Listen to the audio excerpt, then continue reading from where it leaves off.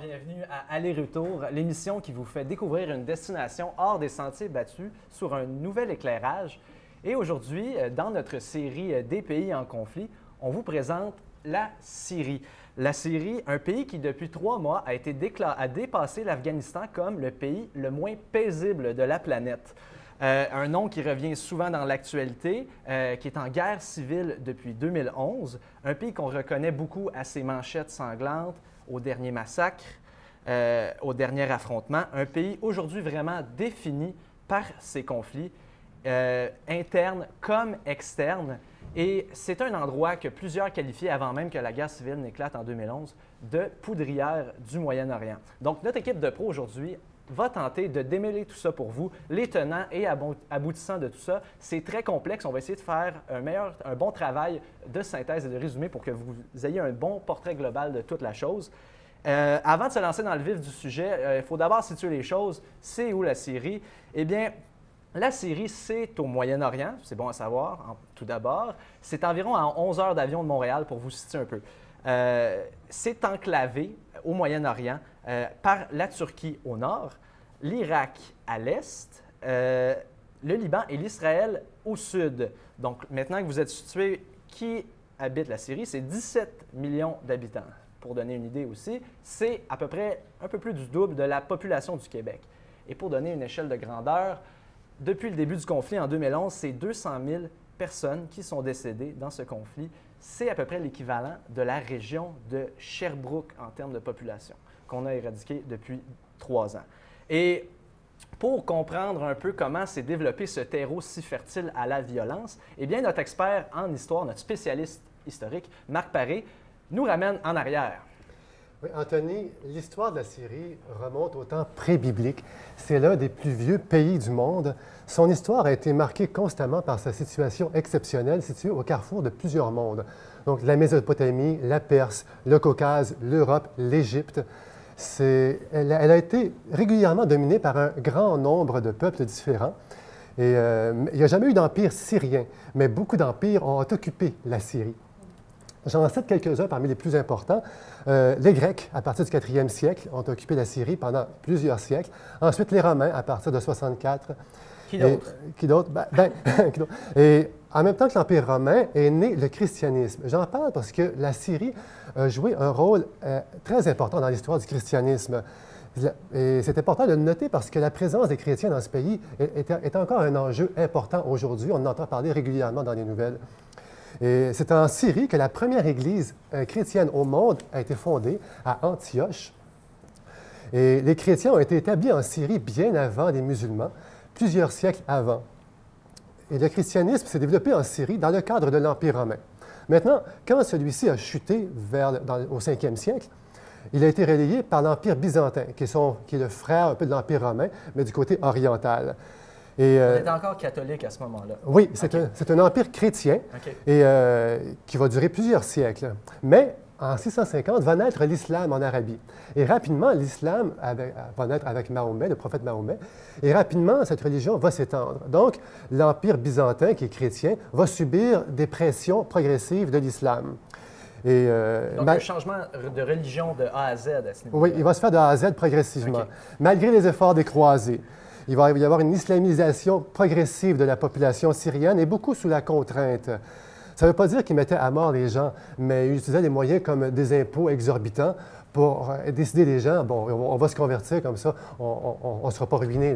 Fait que c'est des considérations pratiques comme ça qui faisaient souvent que les gens se convertissaient. Des mesures d'austérité? Oui, et ça marchait. Donc, on peut dire que vers 1100, l'islam est fortement implanté en Syrie.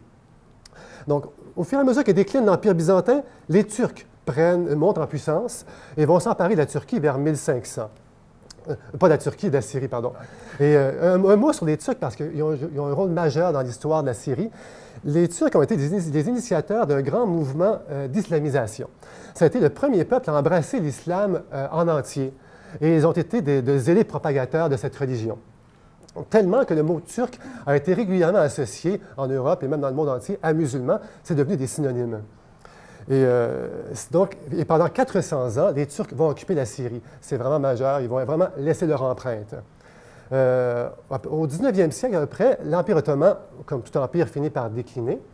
Et on voit dans ce siècle-là l'influence européenne, notamment de la France, de la Grande-Bretagne, l'influence diplomatique et même militaire se faire sentir en Syrie. Donc les Français sont intervenus après la chute de l'Empire ottoman. Oui, parce qu'il y a eu des conflits internes dans l'Empire ottoman et dans l'intérêt général de toutes les nations qui étaient voisines, il a fallu des interventions européennes pour calmer le jeu.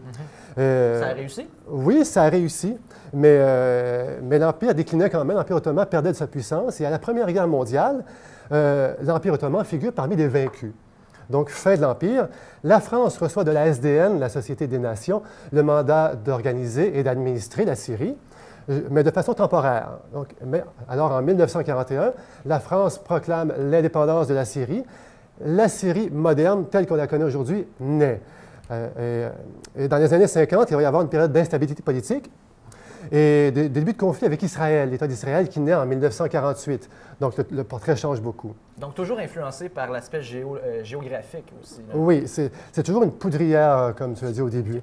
Et ils vont aussi nouer des liens avec l'URSS pendant cette période. 1963, naissance du Parti basse qu'on connaît aujourd'hui, il va garder le pouvoir jusqu'à maintenant, s'il n'a jamais quitté le pouvoir depuis 1963. Pas toujours les mêmes chefs, mais le même parti, parti unique. Et j'arrive finalement en 1970, où un événement se produit qui a une incidence directe sur la situation actuelle de la Syrie. L'avènement de aussi loin que ça. Oui, okay. C'est le général Hafez al-Assad qui prend le pouvoir. Mais je n'en dis pas plus parce que j'ai une collègue qui va continuer. Oui, tu fais bien de le mentionner parce que justement, la famille Assad a joué un rôle majeur dans la situation actuelle en Syrie. Et Marie-Philippe Chaput a déterré les histoires de cette famille-là pour nous, la famille Al-Assad. Tu vas nous dresser un peu l'arbre généalogique de ces gens-là. Exactement. Et j'ai été très surprise par toutes les recherches que j'ai pu faire et que j'ai trouvées. Alors, pour bien situer, pour bien mettre en contexte les gens, les Assad sont au pouvoir depuis maintenant plus de 40 ans. Et ce qu'il faut aussi savoir, c'est que c'est vraiment une histoire de famille. Tous les postes importants au gouvernement sont occupés par des Assad, que ce soit beaux-frères, frères, c'est vraiment une histoire de famille. Alors, vous devriez voir un arbre généalogique apparaître à l'écran. Pour bien vous expliquer, ça part avec Hafez al-Assad, comme Marc, tu en parlais plus tôt. Il est vraiment venu, il a vraiment pris le pouvoir en 1970 après un coup d'État. Cet homme-là a vraiment été décrit comme quelqu'un de très dur, un homme de décision tranchant, qui ne s'en laisse pas imposer. Son régime était fortement autoritaire et même, selon les recherches que j'ai pu trouver, il était décrit comme étant la dictature, un dictateur avec la plus grande dictature, la plus secrète et répressive de tous grâce à ces hommes de service au renseignement qui allaient tout lui dire, qui allaient tout lui rapporter. Il ne gênait pas pour sévir quand il fallait, quand les gens ne marchaient pas comme il souhaitait. Il n'y avait pas peur, malheureusement, de tuer des personnes. Et là, il est décédé, cet homme-là, en 2000, et c'est son fils, Bachar al-Assad, qui est présentement encore aujourd'hui le président de la République syrienne. Et c'est lui qui a pris le pouvoir. Ce qu'il faut expliquer, c'est que Bachar al-Assad était au début censé devenir ophtalmologiste. Il est allé faire des études 2 ans à Londres. Quand il a appris le décès de son père, il est retourné en Syrie pour pouvoir faire son service militaire, car c'était le seul de ses 4 frères qui n'avait pas fait son service militaire. Et ce qu'il faut aussi savoir, c'est que ce n'était pas censé être lui qui devait succéder à son père, mais bien son frère aîné qui est décédé quelques années auparavant dans un accident de voiture. Donc, il n'était pas prêt en tant que tel à prendre ce poste-là. Donc, en 2 semaines, ça c'est incroyable, en 2 semaines, il a fait son service militaire.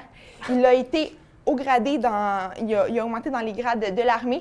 Ensuite de ça, le Conseil du peuple l'a nommé le seul élu, je lis sur ma petite feuille, le seul candidat à l'élection. Donc, c'était automatique. Est-ce qu'on peut appeler ça une élection quand même? Bien, c'est ça. La question se pose, là, vraiment. Mais il a pris vite. Exactement. Mais on voit aussi que le régime, le plan était fait en sorte que la famille Assad ne sortait pas. C'est plus une monarchie qu'autre chose. Exactement. C'est vraiment... Monarchie militaire. Du père qui était général. Exactement. Et puis, ce qui est spécial aussi, c'est que cet homme-là, au début de son règne, était très libéral. Tu sais, il y avait des racines, pas des racines, mais des influences occidentales, étant allé à Londres, tu sais, plus européenne, plus développée. Donc, il a développé Internet dans le pays. Il a vraiment laissé la liberté aux gens et les gens s'en sont aperçus, ils ont pris goût aussi et ont commencé comment je pourrais dire, ils ont commencé vraiment à contester. À contester, exactement, merci. À contester et là, Bachar a vu qu'il perdait peut-être un peu le contrôle du pays, un peu d'autorité, donc il a décidé à son tour de sévir comme son père le fait auparavant. Si je ne me trompe pas, Marie-Philippe, ça a duré que 8 à 9 mois, cette période-là. C'était très court, hein? Oui, exactement. Très, très court. Donc, c'est ça. Puis là, on voit tout ce qui se produit à partir de maintenant, que je sais que vous allez en reparler un petit peu plus tard. Merci, Marie-Philippe. Donc, il a marché dans les traces de son père, finalement. Oui, exactement. Et ça nous a mené à la situation actuelle. Et Gabrielle, on a vraiment établi le squelette du conflit. Oui. Marc nous a expliqué un peu la trame de fond. Maintenant, tu vas ajouter un peu de viande autour de l'os. C'est pas simple à expliquer, j'en conviens. Non. Mais tu vas essayer de tenter de résumer un peu la situation actuelle au niveau politique en Syrie. Oui, en fait, en ce moment, on est en cadre de guerre civile en Syrie. Et puis, pour la cause, Anthony, vous comprendrez que je vais passer plus légèrement sur certains aspects pour que j'aie le temps de bien vous expliquer la guerre civile en ce moment, puisque c'est un enjeu très complexe à comprendre quand on n'a pas des notions précises en politique. Et c'est ce que je vais essayer de vous faire découvrir aujourd'hui. Juste pour terminer sur ce que Marie-Philippe a dit, une situation que j'ai trouvée très spéciale, c'est que Bachar el-Assad, qui voulait aller en médecine, pourquoi? Pour sauver des vies humaines. Il a fait le contraire. C'était son rêve en tant que médecin. Et puis là, il arriva ce qu'il arriva, mais gardez-le en tête, puisque la situation qui s'en vient est assez catastrophique. Donc, la Syrie n'a pas connu d'élection démocratique, on l'a dit, depuis 1963. C'est le parti du Baas qui est au pouvoir depuis 7 ans. On peut dire qu'en ce moment, le pouvoir, bon, on repassera, mais ils sont encore reconnus internationalement comme le régime en place. Le Baas détient le 2/3 du Parlement syrien, appelé bizarrement le Conseil du peuple, mais ce n'est pas vraiment Conseil populaire. Il compte 250 membres, dont 83 qui sont indépendants, puisque les partis d'opposition ne sont pas permis. Donc, ils sont seulement indépendants. Oui. Donc, achetable. Disons-le. Le président a environ tous les pouvoirs, que ce soit au niveau de nommer les fonctionnaires, nommer les militaires. La seule chose qui doit passer, qui requiert la rectification du Conseil du peuple, c'est la promulgation des lois. Mais cette promulgation peut être enlevée si le pays se trouve en état d'urgence. Un état d'urgence qui est déclaré depuis 1963. Donc, oui, tout à fait. Alors, la Syrie est sous état d'urgence depuis ce temps. Le gouvernement la justifie par la guerre avec Israël qui s'est produite à cette époque-là. Marc, tu en as parlé un peu plus tôt. Donc, président qui a tous les pouvoirs. Une note importante à noter que dans la constitution syrienne, ils ont été très vigilants car ils ont exigé que si jamais le pays était pris par la communauté internationale, peu importe, ils ont prévu la chose et ils demandent explicitement que le nouveau président ou celui qui sera nommé doit être musulman. Donc, il ne peut pas appartenir à une autre religion, c'est inscrit dans la Constitution. La doctrine bassiste alawite, je vais vous revenir sur les alawites un peu plus tard, c'est un parti qui est nationalisme panarabe, qui prône la laïcité et le socialisme. Donc, c'est une bonne chose qu'on peut apporter à la famille El-Assad, c'est que séparer la religion et la politique faisait partie de ce qu'ils voulaient instaurer en Syrie. C'est, disons, en tout cas, c'est pas nécessairement le cas, puisque Bachar el-Assad et sa famille font partie d'une sous-catégorie des chiites qui s'appelle les alaouites. Les chiites, rapidement, c'est quoi? Exactement. Je vais en venir juste un peu plus tard. Okay. Je vais juste vous préciser que c'est ça depuis mars 2011, avec le printemps arabe, suivant l'Égypte et la Tunisie, la Syrie est tombée en mode guerre civile. Et puis, sa jeunesse libérienne a rapidement été écrasée car c'est un conflit qui est plutôt entre modernistes et islamistes qui ont pris le dessus sur cette espèce de mouvance là, qui se prenait arabe. pendant le printemps arabe. Et la jeunesse libérienne a complètement été tassée rapidement pour faire place à ces deux-là. Ces deux-là, on parle modernisme, on veut dire le parti Baas, donc le parti des El Assad. C'est un parti, comme j'ai dit tantôt, qui est chiite. Donc, la majorité du pays, soit 65 est sunnite. C'est deux groupes ethniques qui appartiennent à l'islamisme. Donc, c'est deux branches qui se sont séparées très rapidement.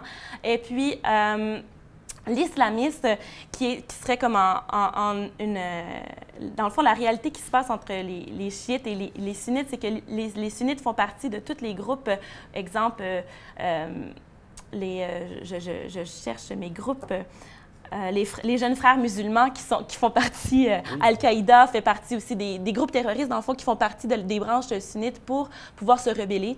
C'est intéressant que tu parles de groupes terroristes parce que là, à travers tout ça, il y a l'État islamique qui s'est mêlé de ce merdier. Le temps passe extrêmement vite. En tout cas, j'ai envie de vous dire aussi que la guerre civile, c'est aussi une guerre qui s'est très vite régionalisée. On peut parler du Liban et de l'Iran qui sont des alliés du régime, et aussi on peut parler de la Turquie et de l'Arabie saoudite qui, eux, défendent les sunnites car ce sont des pays plus sunnites côté islamique. En tout cas, très complexe à comprendre. Et oui, là, on a vu le groupe armé État islamique. Ce n'est pas un État.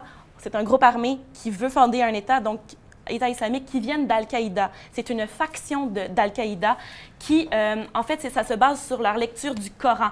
Donc, le Coran doit dire le message « Bats-toi contre toi-même pour avoir les valeurs islamiques ». Et eux, leur message, leur interprétation, « Combat contre tous les infidèles ». C'est ce qu'ils transmettent. Infidèle égale occidentaux. Donc, un ennemi de et plus, Gabrielle. Merci beaucoup. Beaucoup oui, d'informations. J'aurais voulu vous en dire tant plus. On vous laisse le temps de reprendre votre souffle. On s'en va en pause et après, Kim Bernard nous parlera de comment se porte l'économie de la série aujourd'hui. Avec le nouveau CRV 2014, vous en avez plus pour votre argent. Calculons. La caméra de recul multi-angle, le téléphone Bluetooth, oh putain, les sièges avant chauffants. Tout ça pour 0 $. Ça vient de série. Et si je multiplie ça par la valeur de revente, les litres de rangement divisé par la pression barométrique, ça me donne... Le mot soleil! Ça tombe bien! Il se fait aussi avec le toit ouvrant. Oui, j'aime ça, moi. Je passe toute ma nuit à ramasser des dents. En plus, je me tape une file d'une demi-heure à la banque pour déposer un chèque. Tu sais qu'avec PhotoCheck d'ING Direct, tu peux déposer un chèque simplement en le prenant en photo. C'est un mythe, ça. Regarde, téléphone intelligent, application, photo. Et voilà. PhotoCheck, croyez-y. Obtenez une prime de 100 $ quand vous ouvrez un compte chèque entrant avec dépôt direct de votre paye. ING Direct, changez d'air bancaire. C'est fou, hein? Maintenant, quand on veut bien manger, il faut se poser plein de questions. Est-ce qu'il y a assez de fibres dans ça? Est-ce qu'il y a trop de gras dans ça? Est-ce qu'on en mange assez? Oh, parfois, on a simplement envie de se faire plaisir et de manger des bonnes charcuteries sans se poser de questions. Olimel choisit avec soin les ingrédients de ses charcuteries Olimel Smart Nature et indique clairement les valeurs nutritives sur l'emballage. On peut voir ce qui est bon pour nous et que c'est bon au goût. C'est naturel de faire le bon choix. Olimel Smart Nature. Chez Bel Air Direct, une soumission à 15 minutes pourrait vous faire économiser 200 $. Pas facile de faire autant d'argent en si peu de temps.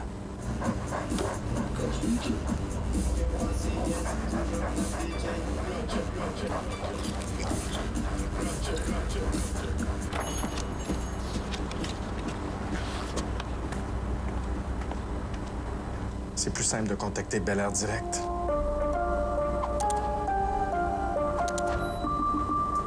Mais pour accompagner votre tartare, je pourrais vous faire goûter un pinot qui vient d'arriver dans l'espace cellier. Ouh, l'espace cellier! Ah, goûte à ça, chérie. J'ai trouvé ça dans l'espace cellier. Ouh, espace cellier. Il faut aller avec ça. Daniel a fait une petite trouvaille dans l'espace cellier. Ouh, l'espace cellier!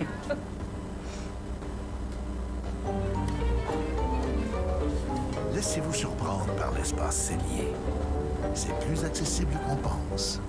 En 2002, on a ouvert Chocolat Geneviève-Grandbois. C'est là qu'on a rencontré la Banque nationale, qu'on a commencé à travailler ensemble. Puis depuis ce temps-là, 10 ans après, on est toujours partenaires. J'ai un super directeur de compte. Tu sens qu'il est passionné par l'entrepreneuriat. Là, on planifie un plan de croissance, puis il nous appelle. Puis si bientôt, je vais être prêt. En tout cas, je veux vraiment venir entendre ça, savoir ce qu'il y en est. Ils savent travailler avec des entrepreneurs. Ce n'est pas d'hier que nous accompagnons les entrepreneurs d'ici dans leur croissance. Toujours présents pour les entreprises, Banque nationale.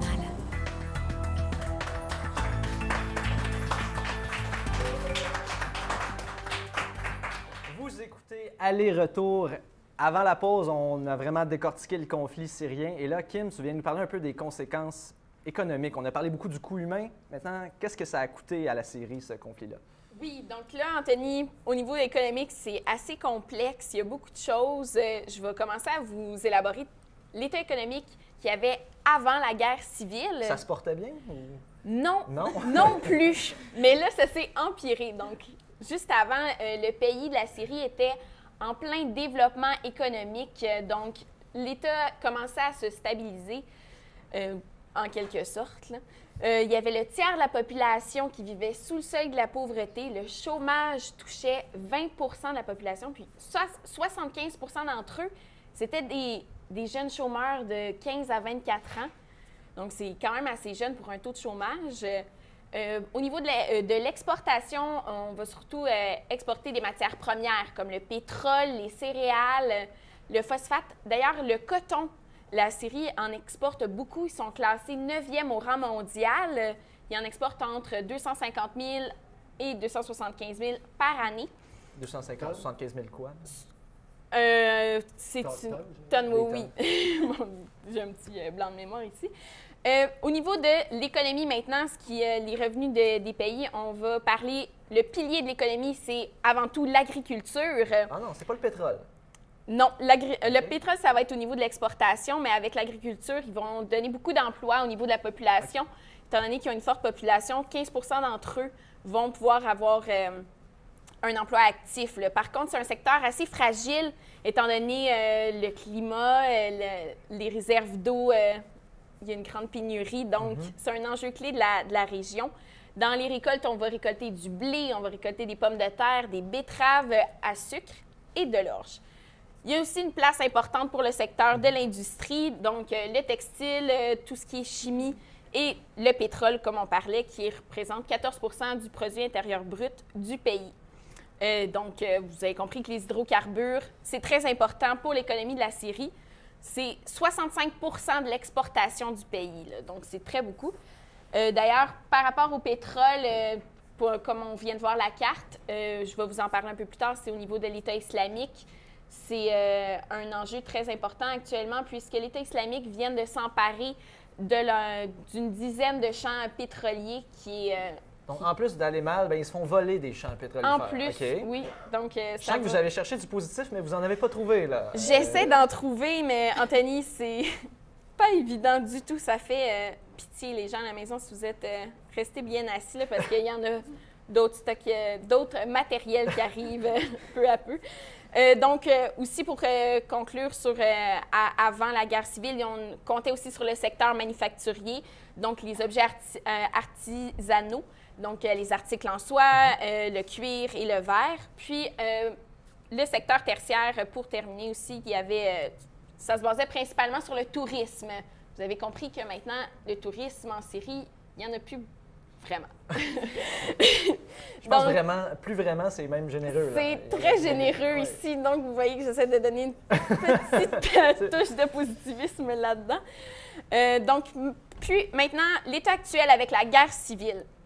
La consommation a chuté, il n'y a aucun touriste. La production de pétrole baisse, comme on en a parlé avec l'État islamique qui vole des champs pétroliers.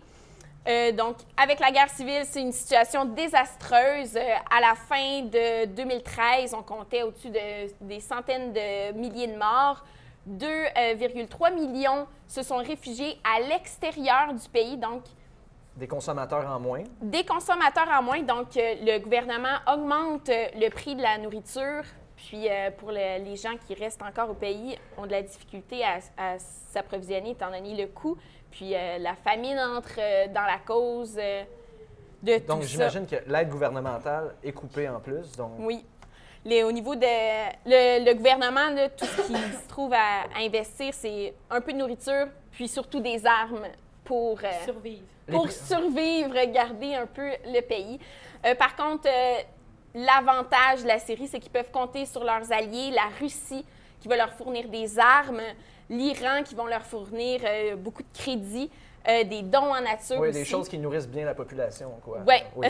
Écoutez, j'en ris, mais j'ai rien un jaune ici.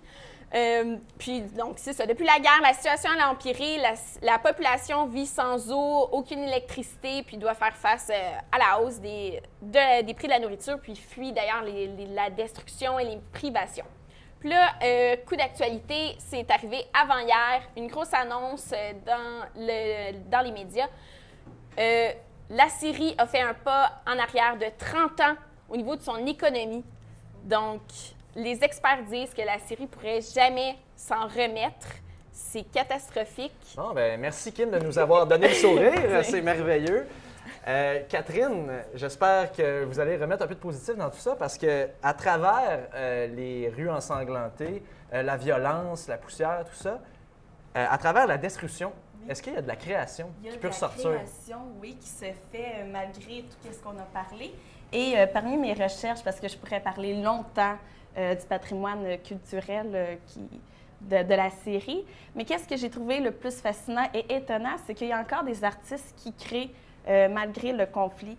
Et juste avant tous les événements, la scène artistique locale se présentait d'une manière assez remarquable, quelques mois avant le février 2011. Et Damas était devenue symboliquement la capitale culturelle du monde arabe pour l'année 2008. Mais là, avec tous les événements, il y a certains artistes qui ont cessé de créer, mais il y en a d'autres qui ont accueilli dans leurs œuvres de façon assez directe la violence qui frappe dans leur pays. Donc la guerre, une source d'inspiration. Oui, pour certains, oui. Et à partir du printemps arabe, bien, il y a eu une émergence d'artistes qui étaient plutôt cachés jusqu'à là et qui se sont inspirés de la Révolution pour créer des œuvres. Et après 2013, bien, ça s'est calmé un peu, mais il y en a encore qui manifestent leur refus de voir leur création réduite à la guerre encore. Et je vous en partage ceux que j'ai trouvés le plus impressionnants. Tout d'abord, il y a le peintre Mohamed Dumas qui vit à Damas. On va voir une de ses œuvres très bientôt. En fait, lui, il reprend des restes de mortiers et de buts de l'armée syrienne, afin d'exprimer sa révolte. Oui, alors il réussit à faire de ces restes d'armes des objets de peinture traditionnelle de Damas. Et comme on peut voir, c'était des motifs géométriques et jusqu'aux arabesques. Et ça, c'est inspiré de l'époque de l'art abbasside et de l'art de la céramique qui est bien ancré et populaire dans la culture syrienne. Seul le médium a changé dans ce cas-là. Oui, c'est les arts, c'est merveilleux. On s'est adapté. Mais son initiative, en fait, c'est de parvenir à faire perpétuer le patrimoine culturel et artistique de son pays à travers sa destruction. Est-ce que c'est un mouvement artistique qui fait l'éloge de la Révolution en général? Pour certains, oui. Ça ici, c'est justement juste pour montrer la révolte et que sa destruction communiquer sa révolte. Et bien, justement, il y a deux traits qui dominent dans cette effervescence créatrice. Il y a tout d'abord l'intention de sortir des sentiers battus. Jusqu'au début des années 2000, c'était beaucoup de l'art traditionnel. Et là, avec l'arrivée d'Internet, comme tu as glissé un mot, Marie-Philippe, tantôt, eh bien, il y a plus d'art contemporain en Syrie. Et d'ailleurs, ça l'a fait naître en quelques mois plus de vocations qu'en 40 ans d'autocratie. Et aussi, il y a des œuvres qui surgissent du mouvement. Du mouvement, merci Anthony. Des œuvres très humaines et touchantes, comme on va voir très bientôt d'autres œuvres. Et étonnamment aussi, il y en a d'autres qui utilisent l'humour, qui se nourrit d'un sens assez tragique de la dérision. Et l'un des exemples les plus percutants de cette tendance, c'est un théâtre de marionnettes qui a été ouvert par un groupe de jeunes opposants sous la signature de Massassit Mati. C'est trois hommes à l'identité anonyme, qu'on ne sait pas, on voit seulement les marionnettes.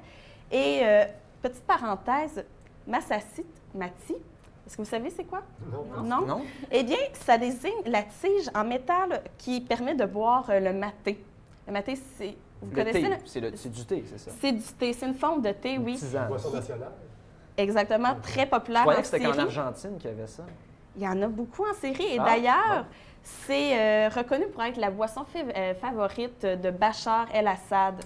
Et c'est pour ça qu'ils font une référence, parce que... OK, c'est pour mater la révolte. Oh, oh! Et le collectif, en fait, font 13 épisodes qui représentent les événements de l'actualité. Et c'est vraiment une satire, une parodie. Est-ce que tu décrirais ça comme de l'art engagé ou ça reste en surface un peu? Non, ça, c'est très engagé. Je vous invite aussi à aller voir. On peut les retrouver sur YouTube. Et le titre, juste pour vous donner le ton que le collectif emmène, ça s'appelle Top Goon, Journal d'un petit dictateur. Oui. Donc, À ne pas confondre avec le film Goon avec Marc-André Blondin. C'est pas la même c'est pas chose. la du même tout, là. chose. OK. Et tout ça, pour finir, en fait, l'art syrien en 2014 existe encore. Et en fait, les artistes veulent raconter leur histoire de la Syrie par eux-mêmes et ils veulent laisser leur place et peut-être ils vont reconstruire le patrimoine culturel pour les années à venir. Merci Catherine, c'est intéressant de voir que la création peut quand même émerger de tous ces événements, le chaos, disons-le, oui. laids. Alors, sur ce, j'aimerais vous entendre, avant qu'on se quitte, est-ce qu'il y a un avenir positif? Est-ce que vous entrevoyez un futur plus rose pour ce pays-là? Pourtant, malgré le pessimisme des experts, des citoyens qui y habitent et de la communauté internationale. Marc, tu pourrais commencer avec toi? Moi, je pense, Anthony, qu'il faut rester serein malgré la situation hautement dramatique qui prévoit en Syrie présentement. Parce que nous, on vit dans le présent. Hein. On a le nez collé à ce qui se vit. On n'a pas de recul pour voir un possible dénouement de la situation. Puis l'histoire a montré plusieurs fois que les conflits les pires, les plus insolubles, finissent par se résorber. Mais il faut y mettre le temps, et c'est souvent un temps qui est plus long qu'une vie d'homme. Alors, il faut être patient et serein, je pense. D'accord. Gabrielle? Eh bien, moi, je crois que c'est un conflit qui va se régler à travers la communauté internationale. Et puis, permets-moi de faire une mini-aparté de 30 secondes, pas plus, je jure. C'est juste pour qu'à la maison, je veux être certaine que vous compreniez bien que l'État islamique, le groupe armé État islamique n'est pas est devenu partie de la guerre civile syrienne, mais qu'à la base, c'est comme si elle avait profité d'un pays faible pour s'installer en Syrie. Donc, c'est à ne pas confondre ces deux enjeux qui se sont regroupés par la suite, mais on l'entend beaucoup dans l'actualité, Syrie et groupe armé État islamique, mais le groupe armé État islamique est partout à travers le monde et c'est juste qu'il se loge entre la frontière de l'Irak et de la Syrie, donc je voulais faire cet aparté. J'imagine que ça ne te rend pas optimiste pour l'avenir de la Syrie? Non, exactement. Moi, je crois que ce conflit-là pourrait se régler par la communauté internationale. J'espère que ce serait par la Ligue arabe qui regroupe 22 pays du Moyen-Orient. Ils ont une clause dans leur charte qui protège, qui a un aspect sécurité au niveau des 22 pays reliés. Et puis, à ce niveau-là, ils pourraient se permettre d'y aller. Sinon, ce sera les États-Unis. Et puis, ben, ce sera peut-être plus au niveau de ressources naturelles ou pour d'autres aspects. Donc, je leur souhaite honnêtement que ce conflit-là se règle par la Ligue arabe et par le Moyen-Orient lui-même. Merci, Gabrielle. J'aurais aimé donner la parole à tout le monde, mais c'est tout le temps qu'on avait aujourd'hui. Merci à toute l'équipe technique. La semaine prochaine, on explore un point chaud de l'Asie, l'Indonésie, où il y a de fortes cellules islamistes. Un autre dossier complet à aller-retour. À la semaine prochaine.